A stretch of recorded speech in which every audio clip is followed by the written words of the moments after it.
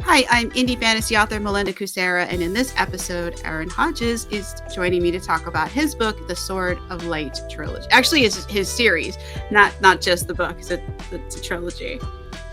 Yeah, welcome. Yeah, thanks, Melinda. So it is a trilogy. It's actually the Sword of Light Trilogy series. Stormwielder is the first book in the trilogy, followed by Firestorm and Soulblade. And it's my very first epic fantasy series that I ever wrote way back. I first published the first book in December 2015, with the other two following in 2016.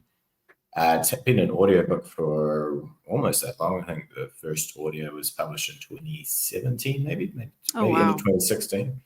And just bought the rights back from my narrator this year because I figured I'd try, and I've been spreading all my books a bit wider than Amazon now, and I originated an audio on a royalty share deal with the narrator, David Stoffel.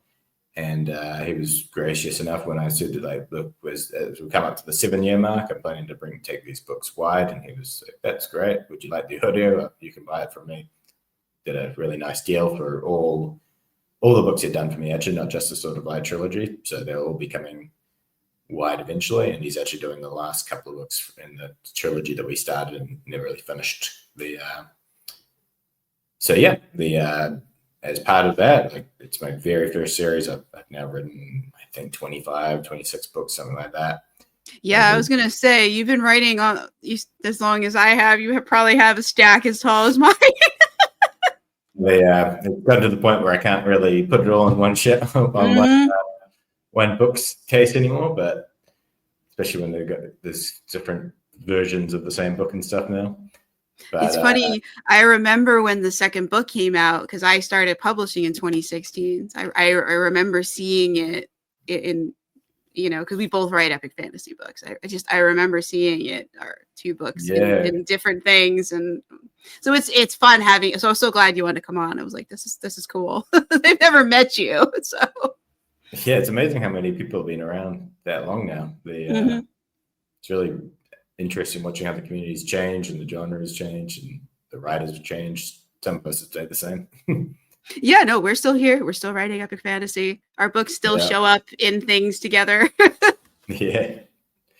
But yeah, so as part of the fact this book's been around so long, and it's really been one of my most popular series even today. There's been a few others that have surpassed it, but still one of the most popular ones I've written. So I wanted to, as a little bit of giving back, I've been uploading it to YouTube, the audiobook for readers to enjoy and for free. Eventually the channel will take off and I'll get some kudos back from that. But for now, it's just about all three books out. Basically posting a chapter a day, and doing that way, I've now got all of Stormwielder, all of Firestorm, and just about, I think this week, Soulblade will also finish off the last of its chapter posting. I've got it all scheduled out to finish off by the end of the month for sure. And we have the link for the YouTube channel and the video down in the description or the show notes, depending on where you're watching or listening. So you don't have to get out a pen and paper. You can just check that out and click over. Yes, it's called Fantastic Fantasy Adventures, I think. I like the title. I should know the name by heart, but it's still fairly... Yes, Fantastic Fantasy Audiobooks by Aaron Hodges on YouTube, if you're looking for it on your off time and you haven't got the link there. No, that's cool. That's a good name for it. I mean, it is what it is. Exactly. Epic fantasy audiobooks are already stolen by a bunch of other authors that I follow. Well, there's quite a few of us. Exactly. But that's a good idea because I think I just named my YouTube channel. I think it's just my name. So I think it's good to call it something different than your name, or to have like what it is in the name. Maybe I'll change mine. it was something I was weighing up about whether to do that, like just Aaron Hodges author, like about a lot of my various social media, but then I've tried to have a bit more of a group name at times as well. So figured I'd try it this way this time. No, it's cool. So, all right, let's talk about Stormwielder, because that's the one that you gave us that the link is to in the description, and that's the first book in the trilogy. So let's talk about what that is about. Yeah, so I'll read the blurb, which Sure. has stood the test of time. I'll read the original blurb that I've had pretty much to start with some minor. Oh, you haven't changed it 48 times since publishing it like I have? I think I had like 48 different blurbs on one of mine. It's certainly been changed a few times, but I keep going back to the original because it seems to be the best one I've written. So, for 500 years, the gods have united the three nations in harmony. Now that balance has been shattered and chaos threatens. A town burns and flames light the night sky. Hunted and alone, 17-year-old Eric flees through the wreckage. The mob grows closer, baying for the blood of their tormentor. Guilt weighs on his soul, but he cannot stop, cannot turn back. If he stops, they die. For 2 years he has carried this curse, bringing death and destruction wherever he goes. Now there is another searching for him, one who offers salvation. His name is Alastair, and he knows the true nature of the curse, magic. So that's the blurb for Stormwielder. It's the first book I ever wrote, and the idea came to me in actually an old English project back in high school. It wasn't until years later that I completed it, but it was for a creative writing project, and it was a story about a boy who had magic that he didn't know he had magic. His power was his magic was so powerful that it would create destruction, and whenever he lost control of his emotions, it would come to his rescue, or it would try and help him, but often with various side effects that end up hurting a lot more people than was justified for the given situation he was in. And so it's a story of this boy Eric who after his magic first awakes, goes on the run and is basically a nomad for a few years, avoiding people, avoiding everybody, because he's afraid of what he might do if he is in civilization around people. And the story starts off with him venturing into this town because he hasn't had an incident in quite some time, and he thinks maybe it's time he can finally rejoin humanity and rejoin civilization. From the blurb, I think you could probably guess that doesn't quite work out. Yeah. The way he would have liked. It doesn't often work out well for fantasy characters. At least initially. So, I mean, this is not grimdark, so this is not grimdark, right? No. So there's hope that things can work out better.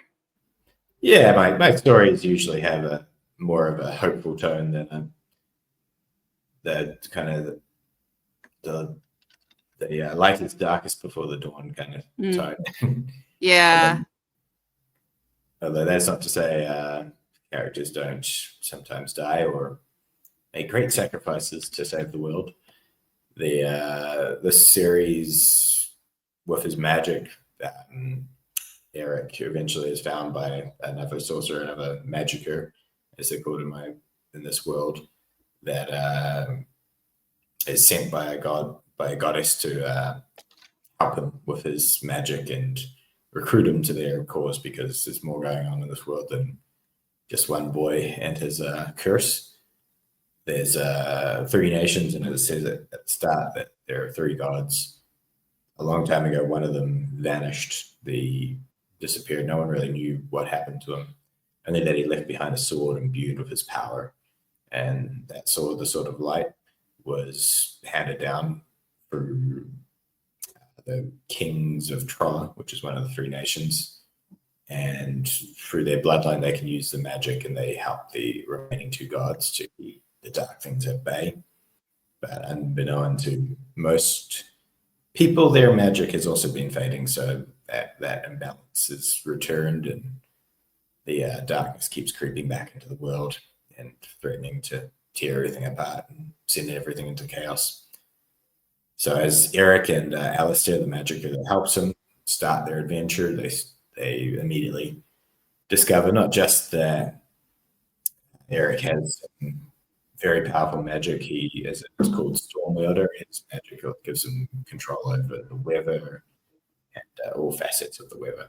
He can't create new things, but he can draw storms to himself. He can summon the wind and the rain and lightning. He can drain the temperature from the air to make it cold or hotter or more humid. So yeah, they go on this adventure to find one of the heirs to the royal line that might not have been affected by their dwindling magic, the lost branch of the family, as you will. And so they travel based on some tips that have been given through the desert. They encounter all sorts of people and creatures along the way. There's a bandit group called the Baronians in this world who like nothing better than chaos and destruction, and they cause a bit of strife for Eric at the start. There's also the people that Eric hurt with his magic. One of the main characters' name is Gabriel, and with the events at the start of the book, a lot of people were lost, and that's actually a large part of Eric's journey is to redeem himself for the things that he's done and that his magic has done. But one of those people who lost family, lost people they love, was Gabriel, and it's the opposite goal. His goal is to remove the demon boy that destroyed his village from existence. So he's on a mission to get revenge and avenge his family and bring justice for everyone in the town itself. So between those two characters, they head off. They have some very conflicting goals, and so they do butt heads a few times throughout the series, in fact. And they have an adventure that it's hard to get too much further into it without going into more spoilers and the like. You can give out as many or as few as you are comfortable with. Yeah. So after the finding Alastair, there is more history to the world that they slowly learn, is that Eric slowly learns as he travels with Alastair. He learns that the dark magicier that the gods fought centuries ago, his name is Archon, that he wasn't killed but banished from the land, and that a large part of that was the magic of the Sword of Light, along with the remaining two gods. But without the Sword of Light, the magic and the magic fading, his army is threatening again. He wants to. He's got some personal beef with the gods, let's put it that way, and he's determined to come back and put them in their place. And so a large part of the story revolves around his underlings, his minions, his people, manipulating things to make sure that the sword isn't restored, that the magic of the gods remains broken and unbalanced, and that his return can be fulfilled. And the gods themselves are also battling him. They're outmatched, since each of the gods only controls one facet of magic, which is probably another thing to talk about. How we said that Eric controls storm magic. That would fall under what I call the element of the sky. There's three elements of magic in this world. There's the element of the sky, of the earth, and of the light. So light is fire, and magic itself, energy, really. The sky is all the various aspects of the weather. Eric is a rear magicier in that he controls an entirety of one element. No magic can control things, can only control things from their element. Most only one small part. So, for instance, most magic is from the light. might only control fire, or might be able to negate other people's magic from the earth. Some people can heal, some people can control the plants, others control the animals. And got magic is maybe they can fly, maybe they can shoot lightning, rain, that sort of thing. And the three gods are representatives of each of those elements. So the god that was missing, the god of the light, is Darius, but he's been gone for hundreds of years. The goddess that talks to Alastair at the start and who's behind a lot of the scheming, let's say, of these books is called Antonia. Antonia appears in the form of a small girl.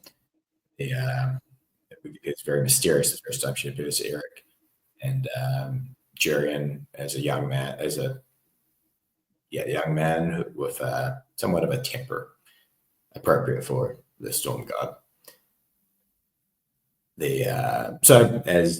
Since they only control their elements, so the gods can create with their magic, and they control everything within their element. But without the god of light, without the power of the light, they don't have the might to negate Archon's dark magic, which is almost a fourth element. It's a corruption of the other three elements, and it's something that Archon creates himself.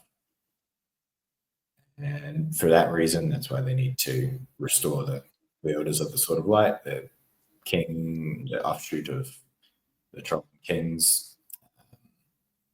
They learned that Archon had a hand in why their magic has been dwindling. He cursed their line so that their magic would fade over time.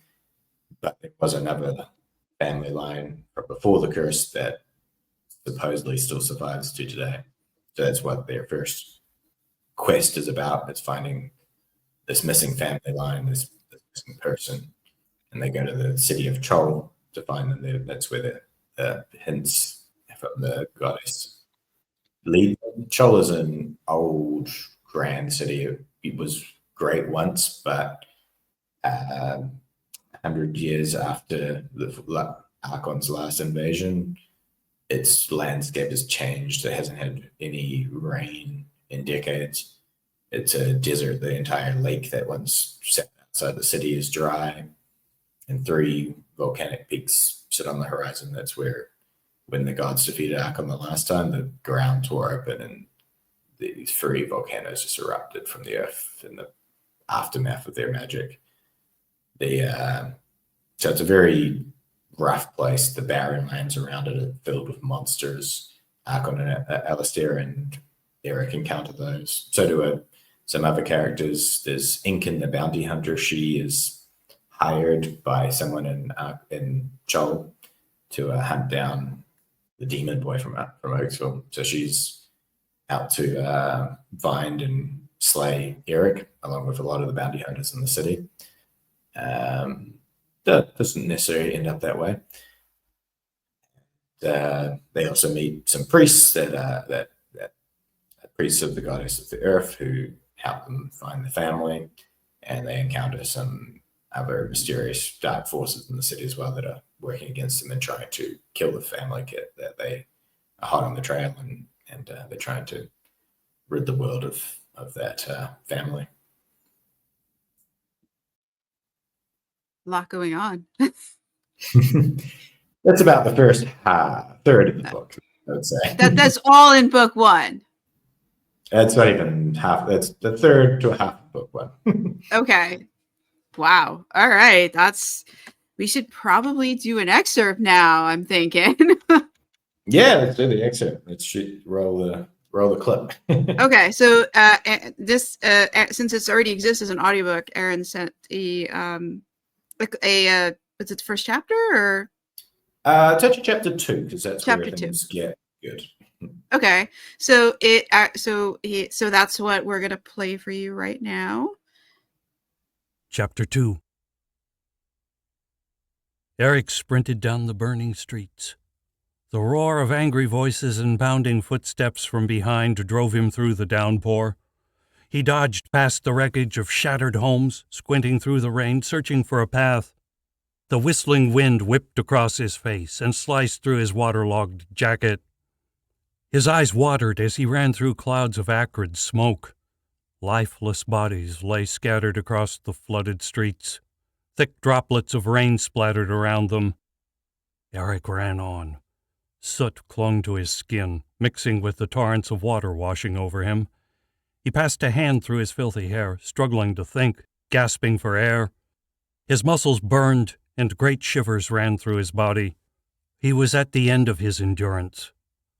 The light of approaching torches flickered in the lengthening shadows. The day was dying, and Eric could only pray the darkness would come soon.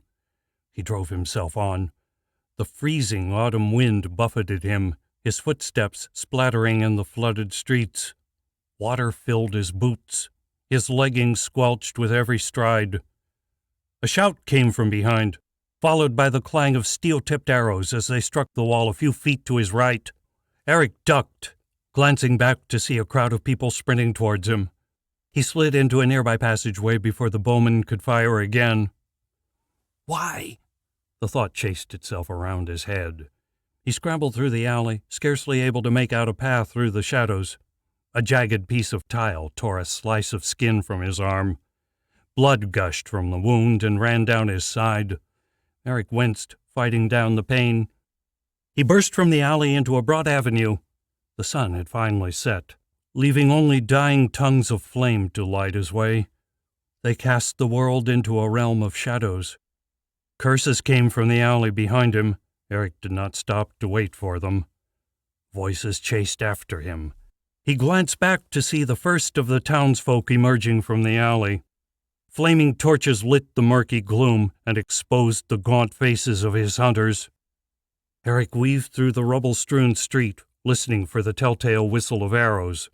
Water flicked up in his wake and mingled with the drifting smoke which clung to the street. An arrow shot past his shoulder. The shriek of its passage raised goosebumps down his neck. He looked back without breaking stride and saw two bowmen hurriedly knocking new arrows. Then the smoke closed in, the wind driving it down into the street, and they vanished. He ran on through a world twisted by his destruction. The darkness was finally complete, the last flames snuffed out by the blanket of night. The rain had ceased, and the clouds parted to reveal the star-studded sky above. The moon had yet to show its face, yet to cast its pale glow on the devastation below. Eric huddled among the ruins of an old building, listening carefully as the footsteps of his pursuers passed him by. A chill breath of air sent a violent shiver through his body. His clothes were soaked, ruined. His teeth began to chatter. He clamped a hand over his mouth, terrified of being overheard. The stench of his own body filled the small space, an overwhelming mixture of soot, sweat, and death. At last Eric allowed himself a deep breath, satisfied for the moment he was safe. He sat back, his hand pressing against something soft and cold. A shiver ran through him, and his eyes slid down to where his hand rested. The glassy eyes of a dead man stared up at him. Terrible burns blacked the man's shoulders and face. His skin had turned a pale gray. Eric threw himself back from the body. He scrambled to his feet as his stomach swirled. With a gut-wrenching heave, he emptied the pitiful contents of his stomach onto the cracked floor. He fell back, holding his face in his hands, fighting back tears. Choking, he turned away and returned to his spy hole to check if anyone had noticed the noise. All was silent. How he wished he'd had the courage to give himself up. By now the torment would be over. He deserved what they had in store. No torture could match what he had wrought on these people. Through the broken roof he watched a full moon rise into the sky. Its cool light offered no warmth, yet the sight gave him comfort.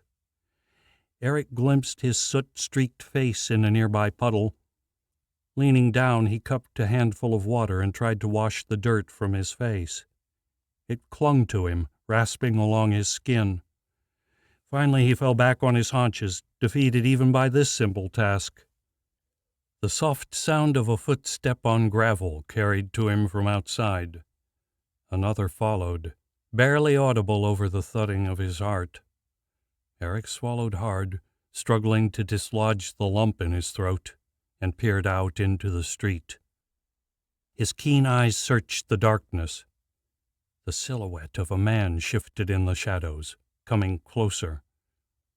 A pale brown cloak billowed out in a gust of wind, revealing the gold-embossed hilt of a short sword strapped to the man's waist. The man moved faster, emerging from the shadows and making straight for Eric's hiding place. Lines of silver embroidering wove an intangible pattern across the arms of the man's cloak. The same designs had been worked into the black leather of his boots.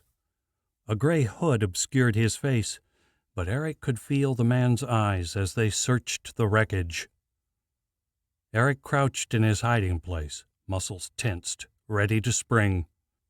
He fought to control his breathing, told himself he was hidden, concealed by the shadows. Fists clenched, he watched as the man made straight for him. "Come out," the man whispered in an old, crackling voice. "I'm not here to hurt you." The man pulled back his hood to reveal long gray hair and a clean-shaven face. His lips curled into a frown that sent a shiver down to Eric's stomach. Piercing green eyes stared straight at where Eric hid. The man continued to advance. Eric found his gaze trapped in the heat of the old man's glare. For a moment it seemed time stood still. Eric felt as though his mind was an open book, that this man could stare into his very soul and read his every thought. Staring into those awful eyes, Eric felt the shame well up within, felt the crushing weight of guilt crash down on him. Suddenly he wanted nothing more than to curl up and die. The old man blinked, and Eric shuddered as the spell broke. He sank to his knees, staring at the muddy ground. Fresh tears welled in his eyes and streamed down his face. Sobs racked his body. The man stood over him, sword in hand. It took a long time for Eric to regain his composure. Finally he stood. Taking a deep breath, he met the old man's eyes. The moon lit the space between them, turning the world to black and white. Eric spoke in a whisper. "What do you want?" "To help you," came the reply. Eric could have laughed. "Why, who do you think I am? Look around you." Eric threw out his arms. "This is what I create. This is my existence. Chaos and destruction. Are you some demon come for an apprentice in murder?" The man's eyes hardened. "I am no demon, boy. I am a man who understands what you are, a man who sees the good within you. And I am perhaps the only chance you have to control that power inside you. If you want to live, I suggest you come with me." Eric stood rigidly in front of the old man. His mind was spinning, trying to make sense of what he had heard. "Who are you?" he whispered. "My name is Alastair. Now come, before the others find us." Alastair. The name had a familiar ring. Regardless, he was not prepared to trust so easily, not after what had happened in the marketplace. Who knew what this man planned? Then again, what had he to lose? If he wished him harm, he need only to swing his sword. Still he hesitated. "I don't trust you, Alastair." Alastair frowned down at him, a hint of anger in his eyes. Then, with a heavy sigh and shrug of his shoulders, he offered a small smile. "Fair enough." He flicked his sword into the air and caught it by the blade. He handed it hilt first to Eric. "You hold on to this for now if it makes you feel safer. You give it back once I've earned your trust." Surprised, Eric took the sword. Still hesitant, he gave Alastair a quick nod. Alastair nodded back and took off down the road. Eric followed, moving as silently as he could through the debris strewn across the ground. His senses probed the gloom, but the streets were deserted. The mob had moved on. Ahead, Alastair slipped off the road and into another alley. Eric followed close on his heels. He held the sword close to his body with the tip pointed down. He had never used a sword before. It felt strange and awkward in his hands. The old man moved on, drawing Eric deeper into the gloom. The alleyway grew narrower as they went, and with a shiver, Eric realized the buildings on either side of them had collapsed. Okay, that's great. Thank you for giving us that clip. You wonderful listeners have heard the clip, but I have not because Aaron hasn't sent me it yet. so you in the future, future Melinda will have heard the clip and will know what is in it. But past Melinda, who's doing this recording with Aaron right now, has not heard it. So it's gonna be one of those. Boom. So yeah, but we're gonna muddle through. We'll be fine. Aaron's going to tell us more about the world and the characters. So you said you already told us how you came up with this. This was a writing assignment that you were working on that became a novel, which is very cool. So the clip we just listened to was actually it changed a lot, but that was actually the creative writing part that I wrote for my teacher back in high school. It's the story. It's the part where Eric is being chased. It's where the blurb is based off. It's the aftermath of chapter 1, which I wrote later to give more context and give more build up to the world, as well as the prologue, which follows Alastair and his setting up of the greater story. But chapter 2 is where you find Eric fleeing for his life from the bad people the people that he's hurt, or his magic is hurt. And yeah, I don't actually remember what the prompt was for my English project, at least, but I know it was really exciting writing it and knowing what this character was, and then ending it where I did with the stranger looking for him in the ruins. And I always remember that my teacher, afterwards, she gave me an excellence, which was like an A. It's different rating system, but it's basically an A+. And she gave it. Actually, it was back in the day where we wrote on paper and pen, with paper and pen. And, you wrote this longhand? Wow. Oh yeah, this was even a lot of the first when I first wrote the entire book. A lot of it was written firsthand and then typed onto the computer, so I could. And that was how my process back in the day. I'd write the first draft, right, of a chapter by pen and paper, and then I'd type it onto the computer, and as I typed onto the computer, I'd think more about it and expand on various parts and all that. Do you still do that? Do you still? Definitely not now.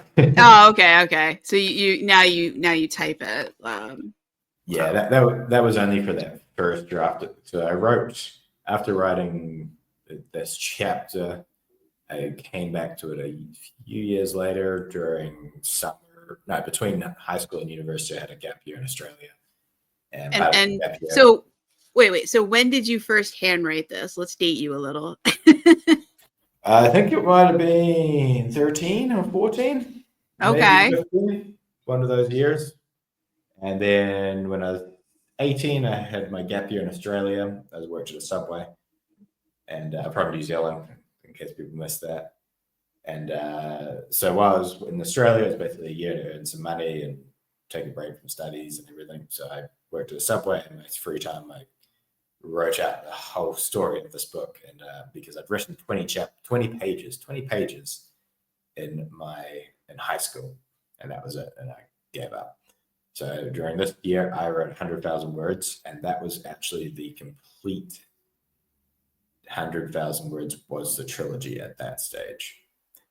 Now, obviously, the trilogy is quite a bit longer than that now. It's almost 300,000 words.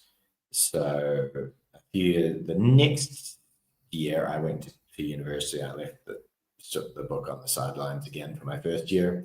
During that summer, I then picked it back up, and I looked at those first 20 pages I'd written as in high school, and I was like, this is terrible.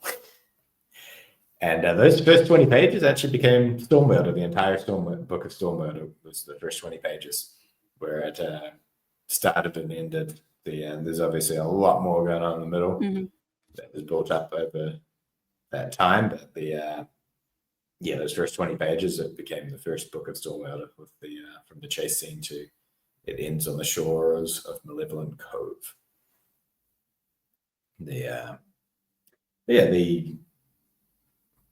It was a long time coming, this book, let's put it that way. Because even after I finished Stormwater in university, I was still like, it's still not good enough.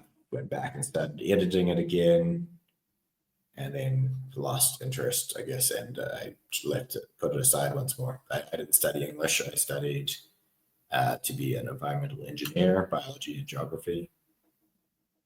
I studied to be an environmental scientist. I finished with environmental engineering masters, and did that for a year and a half. Hadn't touched a book in 5 years. I tried a couple of times to get back into it, but kind of lost the inspiration, the motivation to really write. And so I finished my studies after 5 years, and I went to work for an engineering firm as an environmental consultant. After a year and a half, I was bored out of my brain, sitting at a desk 95% of the time.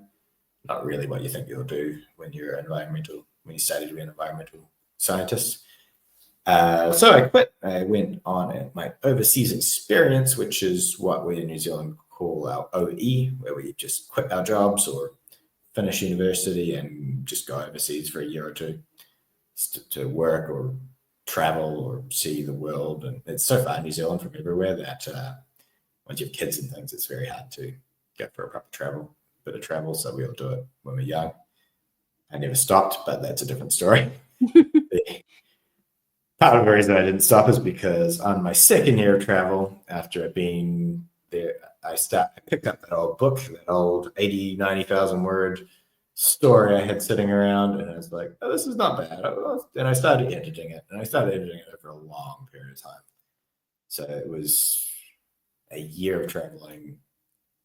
I'd gotten maybe a quarter of the way through it, halfway through it maybe.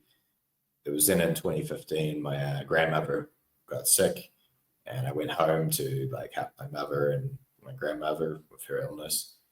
And while I was there, I didn't have much else to do because I didn't have a job. Couldn't really go out and spend too much money because of that. So I continued writing that book, and I started my tradition that I do still continue this one to today, where each morning I'd walk up to the local cafe and get a coffee. Didn't like coffee much of the time, but I did find that because I didn't drink much coffee, the caffeine rush would really help me at least get into the editing. And I went through this book chapter by chapter. My goal each day back then was to edit and write. I do a lot of writing when I'm editing, 1,000 words a day. And over the 3 months I was home with my mother and my grandmother, my grandmother sadly passed away before I finished, but she had read earlier versions of the story. And at the end of that year, I finished the book and I published it on Amazon in December 2015. And just before I returned to my travels back to Guatemala, and when I got to Guatemala, it was still the first week there, I could see the sales going up, and I was going, what on earth? This is crazy. I just ran a couple of Facebook ads, and it did really well. So a few hundred copies in the first month, and that continued for a couple of months, and I was like, wow, I can make this into a thing. People like my story, so I'm going to keep doing this. And so I picked up the old complete trilogy of the Sword of Light, and I was like, all right, where's the next book? This was the first 20 pages. The rest was a bit better because it was written after high school. Mm-hmm. And took the next 50,000 words, turned that into Firestorm, and the last part into Soulblade. Wow. That's quite a story. The story of how it was written is almost as epic as the story itself. That was definitely the longest time I spent working on a book. Even the second two, there was only 6 months before I published Firestorm. and then I had an even shorter turnaround with Soul Blade. Actually, the first time I came to Argentina, which is where I am now, I went to, it was a different city. It was Mendoza in the shadow of the Andes. I wrote Soul Blade there, and over 3 or 4 months that one. And years later, I came back to learn Spanish and ended up living in Buenos Aires now. Oh, so that's where you are now. Cool. That's cool. Yeah, it's a great city. They lots of exciting things and things to do, which I find enjoyable. In New Zealand, we're very quiet. Mm-hmm. We go to bed early, get up early, go to work, and maybe go to a pub quiz, maybe watch a Netflix show each night. And here I run the pub quiz and go out with friends and have a drink or go play tag rugby or lots of different things. Got a D&D group here, all things that I never really managed to find in New Zealand. So it's been a cool place to live. Yeah, and just the cost of living is probably less. Or I'm not sure. I've never been to New Zealand. It's on my list of places I'd really like to visit one day. New Zealand's cost of living is pretty high. It is negated a little bit by the US dollar being a lot higher these days. Buenos Aires was very cheap until this year. They've changed a lot of the economic policies, and they're recovering. We'll see how the recovery comes. Everyone's wondering whether it's all an illusion, but part of it is that normally you have inflation here, and the peso will fall, and that hasn't happened this year. So we've still got inflation, which is coming down, but it means that the prices here are no longer so cheap as they were a year ago. But that's okay. I'm not here for the prices. You're here for the people and the ambiance. Exactly. It sounds like. It's a nice city to live in, really. Are you planning to stay there for forever, or like just, for now while you're enjoying it, when you're not having fun anymore, you'll go somewhere else? Yeah, like I've been here now 3-4 years. It's where I want to be. It gives me the flexibility to work how I like to work, and yeah, it's just a fun city, and my girlfriend would not want me to be going anywhere soon either. Now that someone's locked me down here. Oh, okay. I mean, that happens. Yeah. that's a positive happening. So that's awesome that you've got so much going for you there. That's amazing. I've only lived in another country for a few months while I was in college.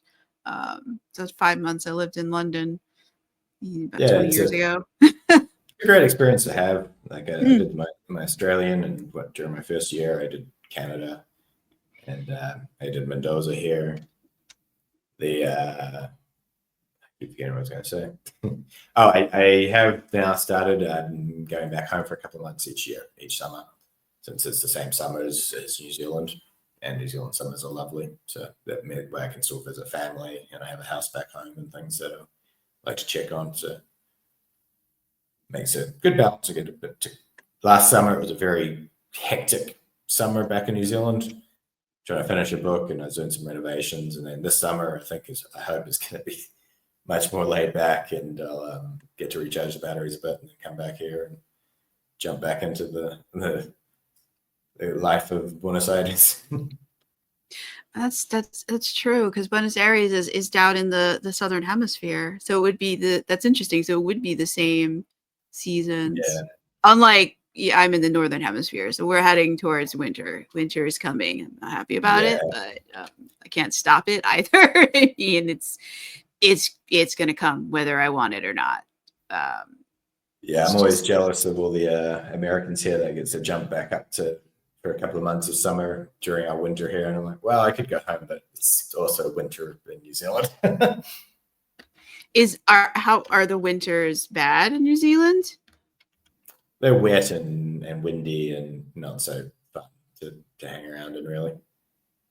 Do you get snow?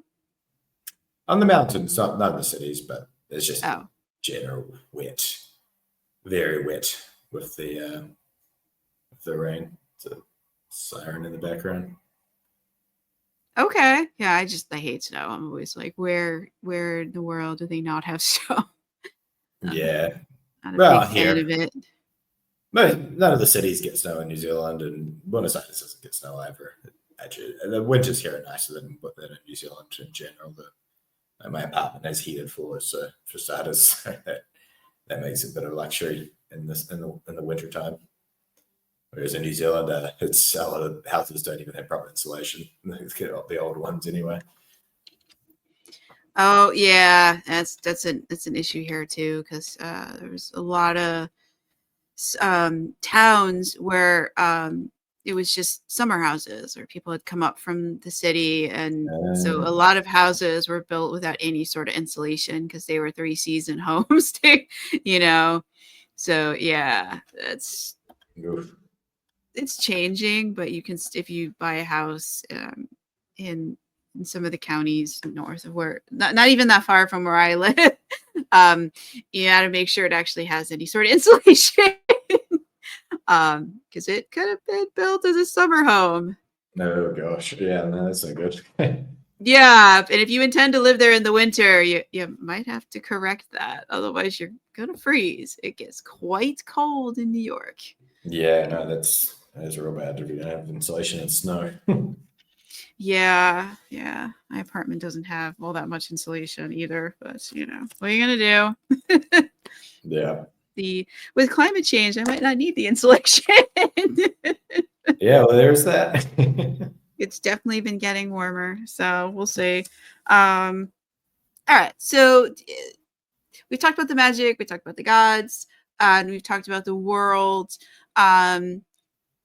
We talked about it's a series, and that you're putting it out on YouTube. What are you writing now? Or is there a follow-on series to this? Is this world done? Are you still writing books in this world? So this world there are 9 books in total in this world, 3 trilogies. Mhm. There's the Sword of Light's the first one. Legend of the Gods is, I think, probably my best one, and the Knights of Alana as well. Is also that's the final. I might return to it one day. There are still stories to be told.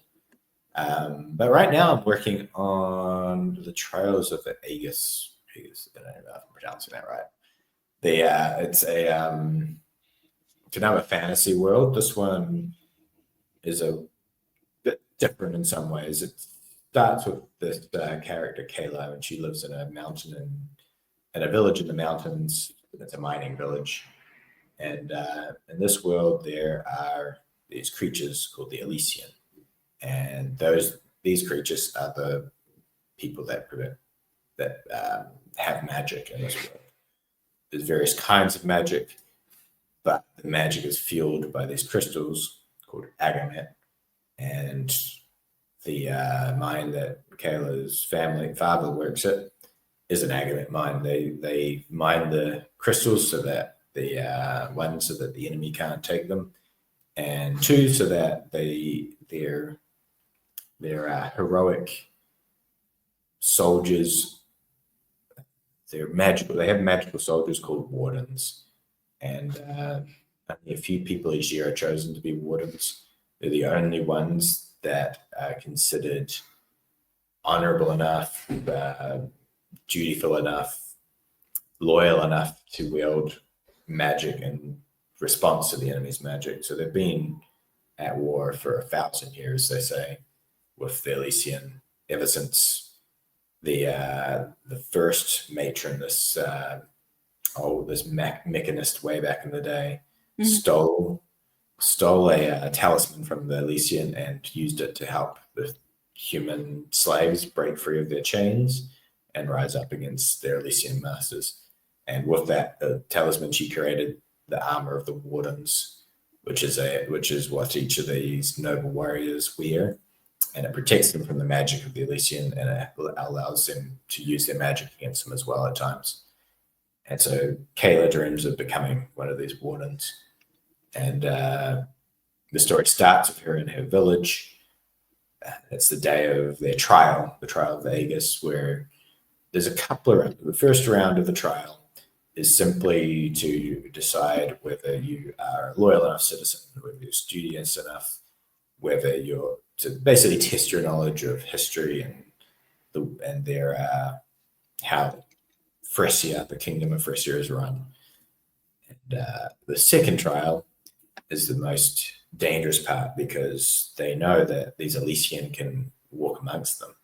They sometimes treacherous humans will fall in love with one of them and they will be together and have children. They won't know unless they use their magic.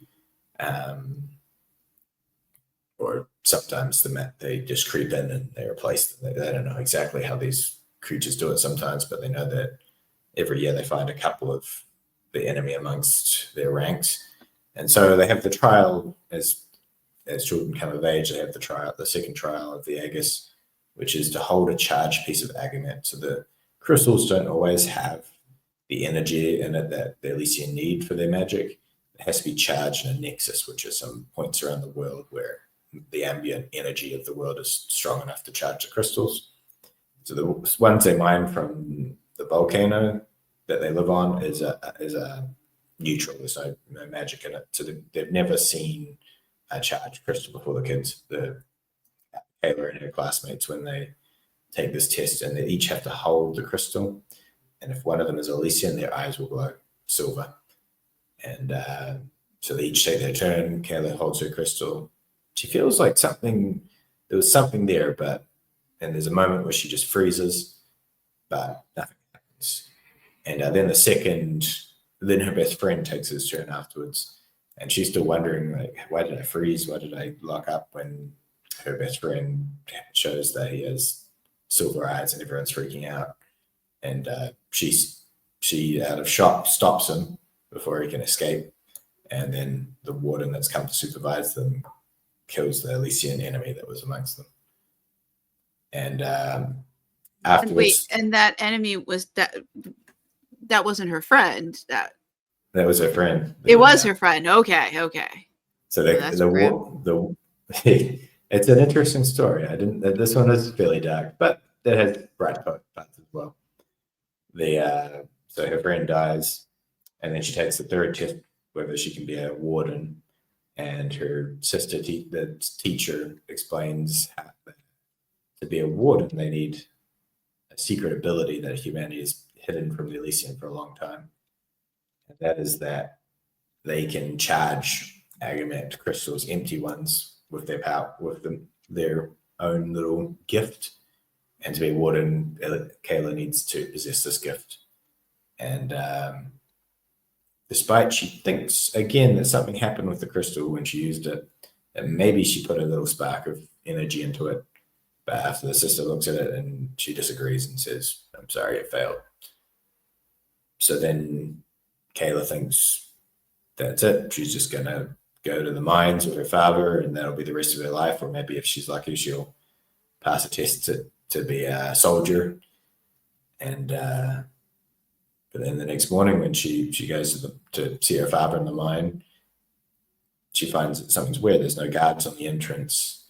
It's dark. As she goes down, she's like, thinking about it. It's dark. There's no lanterns. Where's her father? Where's the other miners? And she hears voices from the tunnels. And as she gets lower, she sees that there is someone down there with them. There's a strange light. And she sees her father and the other miners chained up on their knees, and a stranger with them. This is a small village, only about 300 or 400 people.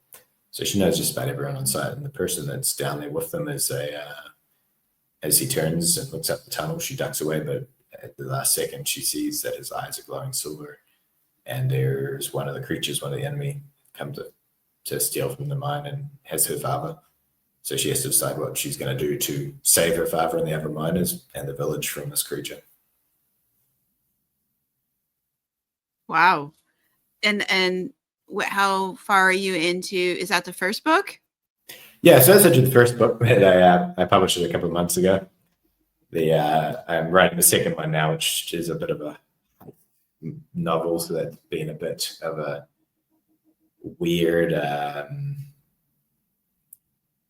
weird dynamic to write. That they lots going on, a lot of moving parts in a heist, I've discovered.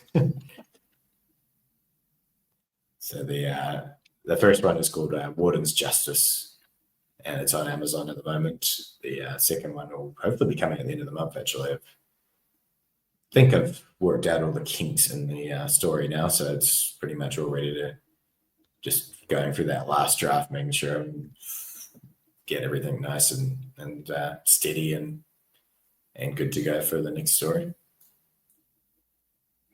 Wow. And so it's a very much a world where nothing is quite as it seems in this world, and there's a lot of hidden secrets from the past that come up and that they find out about as the story unravels. And Kayla discovers both about herself and about the history of the world.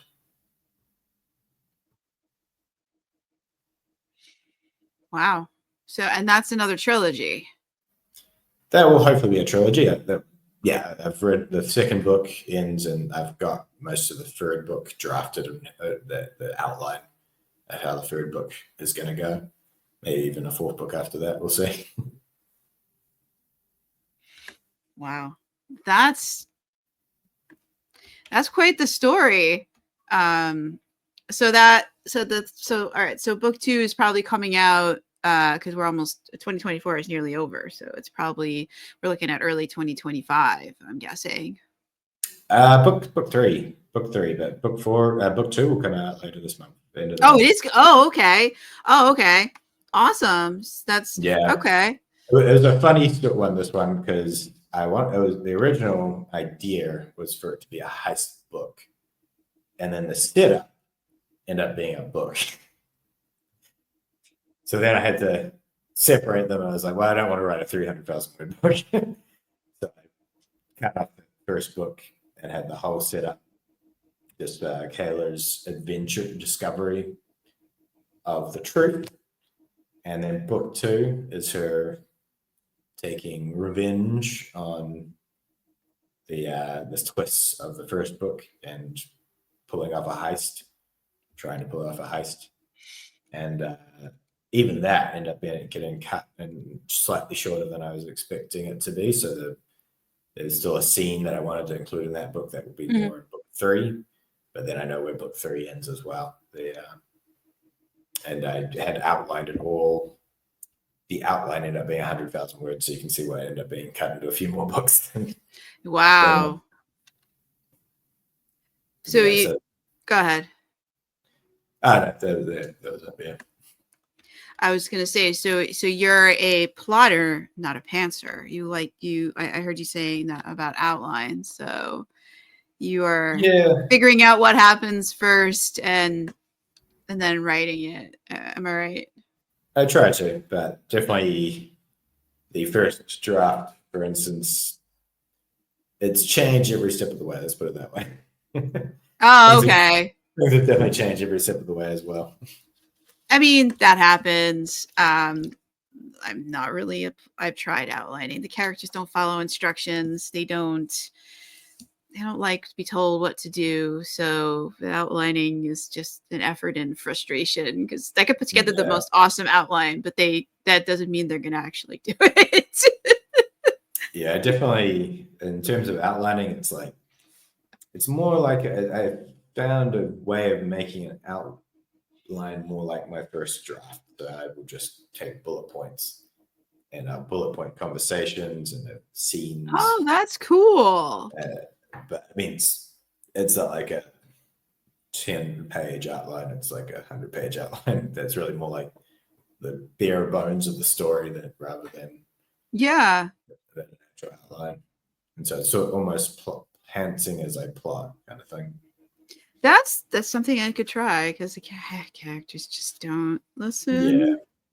It sort of cuts out having to do all the waffle stuff in between that you might have to cut out. If it doesn't work. So I just do it. That makes it really quick. So I can just outline heaps in a day. without having to worry about all the dialogue tags and all that sort of thing. Yeah, that's interesting. I didn't tend to write the dialogue and then figure out, well, what were they doing while they were having this conversation? Because they weren't just standing around like jabbing, they weren't just standing around chatting. They were moving through their world, doing something. So, yeah. Yeah, exactly. Yeah.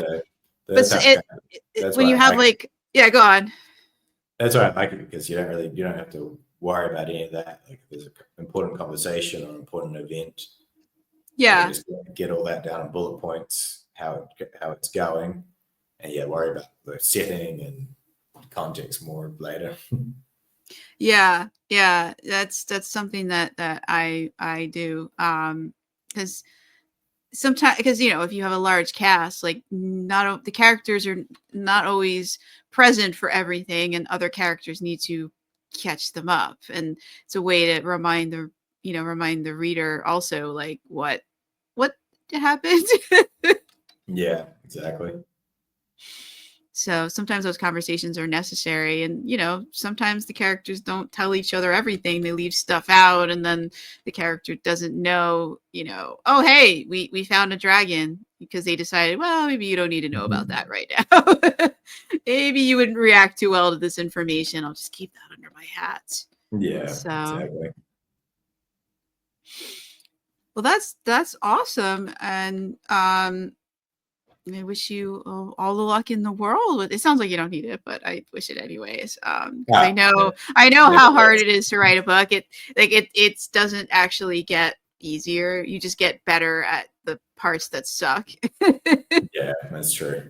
But you still have to get through them. There's always going to be the characters who do not behave and do things that totally send the story in a direction that you're like, wait, this is not what we promised. How do we get back to the stuff we actually promised we were going to do in this book? And that's not always, that can be very frustrating for me anyways.